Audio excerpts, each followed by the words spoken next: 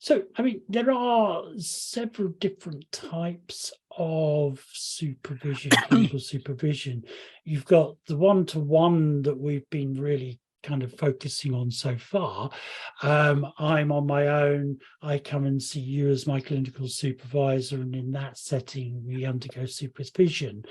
What's the difference with that? Obviously, rather obvious one, but with group supervision and also peer group Right. supervision, because I Okay. know Good group and question. peer group often get mixed up. That's right. Good question. The one-to-one we know we is the one we mainly emphasize on. You're a therapist, you're seeing clients, you go to your supervisor with your notes, you describe what you're doing to your supervisor, and your supervisor then begins to tease out what needs doing. That's the one-to-one.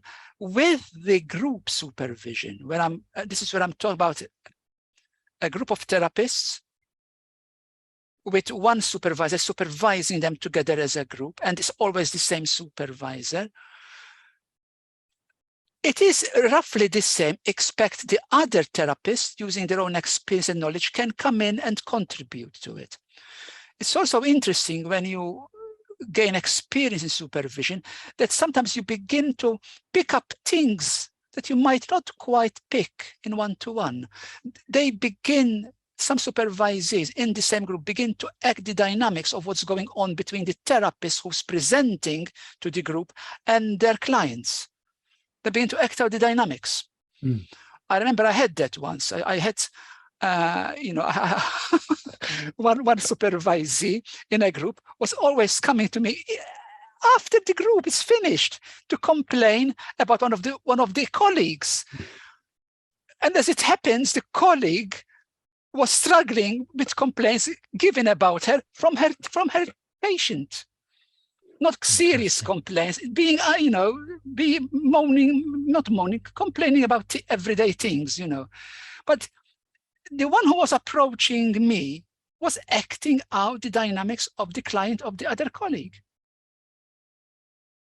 So that's How did you deal with that? Well, I basically asked her to think about what's going on in the group. And I said, ideally, you should bring this in the supervision group and not to me one-to-one. And it did come up. And we did clear the air about it, that she was acting the dynamics of one of the clients. But yes, good question. How did I deal with it? You can't just leave it like, you're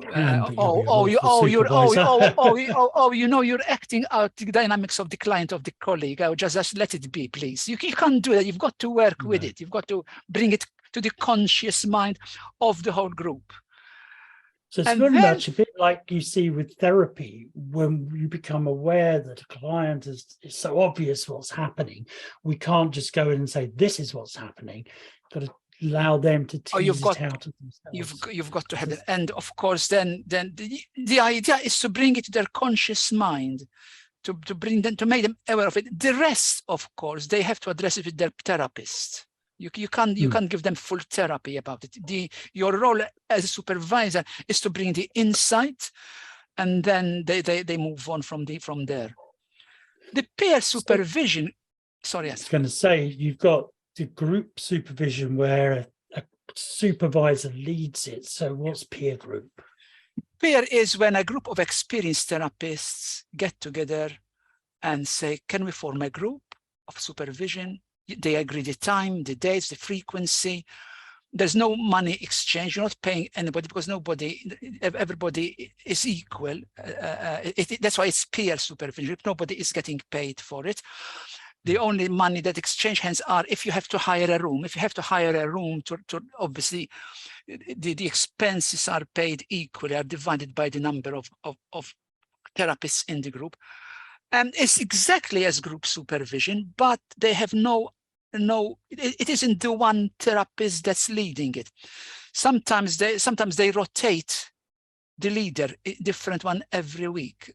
And that one would be basically not the supervisor of the group, because all of them are supervisors, but he's there to make sure that everybody has their turn to speak, share, and timekeeping. So with that, in bearing that in mind, I think we've also just got to mention that